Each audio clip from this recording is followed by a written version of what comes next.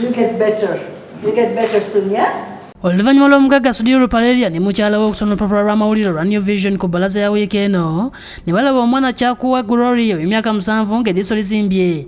Baasazeewo okwogera n'akulira ekitongole kya Vision Group Robert Kabushenga okulaba nga basala amagezi okuyamba omwana ono. Kabushenga yatandika okusala amagezi okulaba engeri gy'aleetamu omwana ono okumujja ekitumbezi mu disitulikiti y'e Mayuge era ne bamutuusiza mu ddwaliro e Mulago ng'eno gye bamugye okusingana Omugagga Sudhir Paleria ne mukyala we.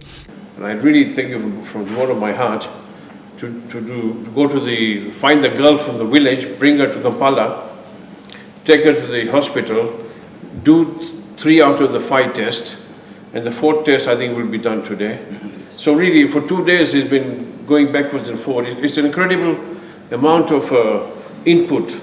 Kyakuwa akulembeddwamu Kabushenga ne kitaawe Nayita Stephen. Nayita ategeereza Sudhir nti Kyakuwa baamuzaala n'ekirwadde kino kyokka akula kikula nga kikoma okula n'okumusiba wamu n'okumulumya omutwe.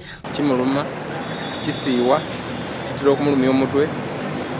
Kale nagezaako okugwa mu kadwaliro yazaalirwa ne mutwala Uluuba ne bansindika ejjinja. Ne ntuuka ejjinja ne bagamba bagenda kumulongoosa ne bakubirako dokita oweno Mulago. Yaje nagamba nti mwana mulete Mulago naye nga sirina sente zimulete Mulago. Sudhir ategeeza Bukedde TV gye yajja ekisa okuyamba omwana ono era bw'abuuzizza ekivudde mu ddwaliro ne bamutegeeza nga bakyakola obutaweera okulaba nga bazuula ekiruma omwana ono. Ono ategeeza Kabushenga nti bagenda kukoma kujjanjaba mwana ono kyokka wabula n'okumuweerera okutuusa lw'anaamala okusoma. We saw this, she saw in the newspaper and she said, look at this girl. And I looked at the photograph and said, no, I said, we have to make sure that we have to do something about this. So I said, no, let me ring the one person I can rely on, and that's Mr. Robert Kabushenga. Akubiriza abantu okuyiga okugabira abantu abatasobola kwebeezaawo n'okwetuusaako ebintu eby'enjawulo. It is very sad that some underprivileged people are not able to access things that ordinary people can.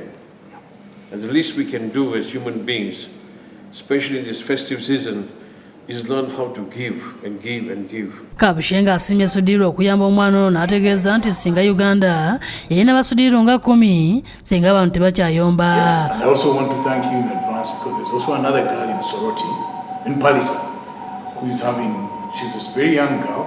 She's in primary school 4. Breast enlargements that are growing, they're about twice the size of the breasts of an adult. Era musimina ak'ensosola okusalawo okuyamba omuyizi Alice Amroni ow'emyaka 13 ng'ono abeera mu disitulikiti y'e Palisa ne bazadde be eyazimbye amabeere ng'ali mu bulumi obutagambika. Amroni muwala wa Esther Asiyo ne David Okero ab'oku kyalo Kakyonga. Sulaiman Mutebi yakusakidde eggulire lino ku lwa Bukedde TV 1.